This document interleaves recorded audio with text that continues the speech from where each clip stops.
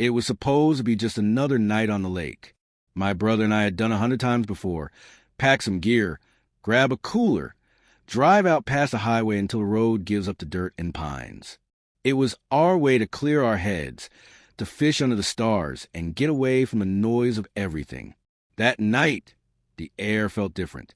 Heavy, wet, the kind of cold that doesn't bite but clings, like the lake itself was breathing. We left town around 9 p.m., our old Chevy rattling over the uneven back road, the beams of our headlights swallowed by mist. Jacob, my older brother, was behind the wheel, humming something low and tuneless while tapping the steering wheel with his finger. "You sure about this lake?" I asked. "The fog's thick as hell." He chuckled. "You getting soft, man? This is perfect fishing weather. Nobody around. Peace and quiet." I stared out the window. The fog rolled off the tree-line like smoke. "Yeah," I muttered. Too quiet. By the time we reached the dirt turnoff that led down a hollow lake, the sky had gone pitch black. No stars, no moon. Just that thick, unbroken darkness and the faint crunch of gravel beneath our tires. We parked by the old wooden dock. The air smelled like damp pine and rusted metal. There was something about the lake that night. Something wrong. I couldn't put my finger on it. But the silence wasn't normal. No frogs. No insects. Not even the ripple of water. Jacob noticed it too. "It's dead quiet," he said, slamming the truck door. Even the wind stopped. We set up fast. The boat, a small aluminum skiff we borrowed from a friend, scraped against the dock as we pushed it into the water. The surface barely moved like glass. Our lantern flickered when I turned it on. I looked up. The fog had thickened, rolling low over the lake. It didn't look natural. It wasn't drifting. It was gathering. Jacob rowed out first, his oars dipping silently into black water. "Hey," I said, glancing back at the shoreline. "Was that cabin always there?" He looked where I pointed. Through the fog, barely visible, was a faint outline of a small wooden structure at the far end of the lake. It sat low by the shore, half hidden by the trees, its windows faintly glowing. Jacob frowned. Don't remember seeing that before." "Maybe someone moved in," I said. He grinned. "Or maybe it's haunted." I didn't laugh. We drifted farther out. The lake was still as death. The sound of the oars seemed too loud, echoing off the water like whispers.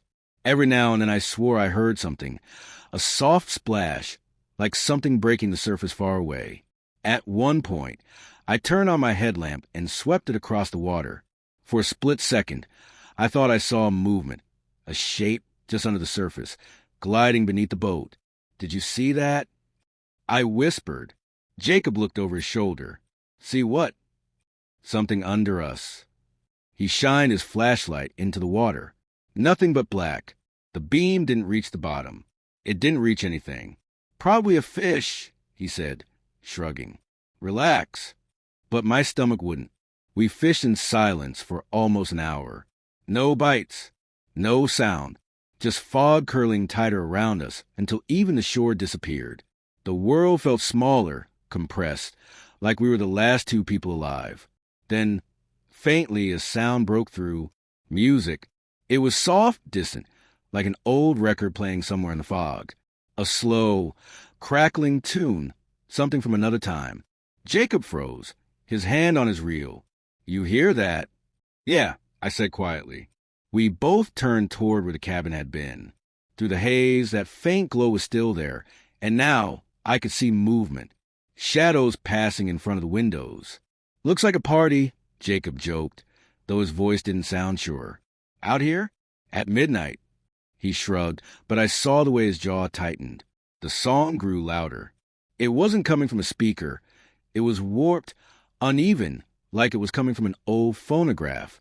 The kind of sound that made your hair stand on end. "I want to see," Jacob said suddenly, grabbing the oars. "What?" "No, man." But he was already rowing toward the light. The closer we got, the thicker the fog became. The lantern barely cut through it now. The music drifted in and out, along with something else. Laughter. Low, distant laughter. Then came voices. Faint, muffled, like people talking through water. My gut twisted. Jake, turn around. I'm serious. He didn't answer. His face was pale, eyes locked on the cabin. It came into view slowly, a small, weathered structure built right on the edge of the lake, its reflection wavering in the dark water. The front porch sagged, one of the windows cracked. But the light inside flickered warm and alive, and there were people inside. I saw them through the window, men and women, dressed like something out of the 1950s. Old clothes, suits, dresses, their hair slick and styled. They were sitting around a table, drinking, laughing. The sound of their voices was too clean, too clear for how far away we were. See, Jacob said, smiling nervously. Just a bunch of old-timers. Maybe a reunion or something. I stared harder. Something about the way they moved didn't look right. Too slow, too synchronized. And then I saw it. One of them turned toward the window. His skin was pale, almost gray, his eyes black and sunken. He didn't blink. He just stared out toward the lake. Right at me. Jake, I whispered. Row back. Now. Jacob turned to look, his mouth opening slightly. What the hell?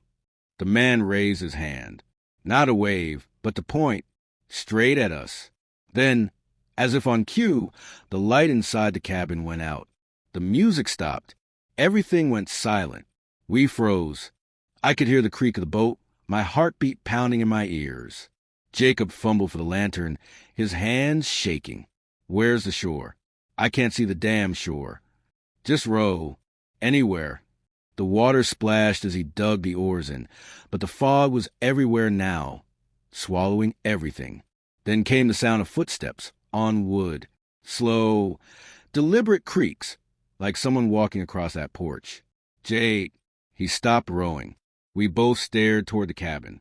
The door was open, and from that darkness, I swear I saw something step out.